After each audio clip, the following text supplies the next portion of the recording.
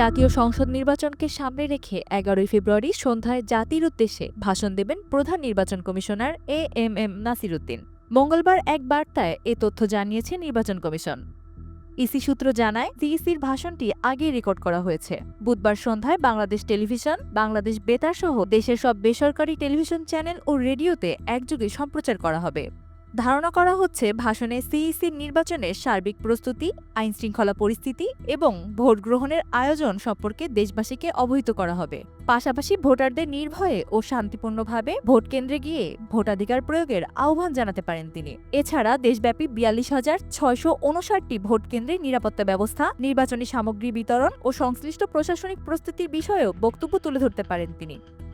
গত বছরের ১১ ডিসেম্বর জাতির উদ্দেশ্যে ভাষণে সিইসি ত্রয়োদশ জাতীয় সংসদ নির্বাচনের তফসিল ঘোষণা করেছিলেন। এবার ভোট গ্রহণের দ্বারপ্রান্তে তার এই ভাষণকে নির্বাচন পূর্ব গুরুত্বপূর্ণ বার্তা হিসেবেই দেখা হচ্ছে। Sanjita Laboni, Times today.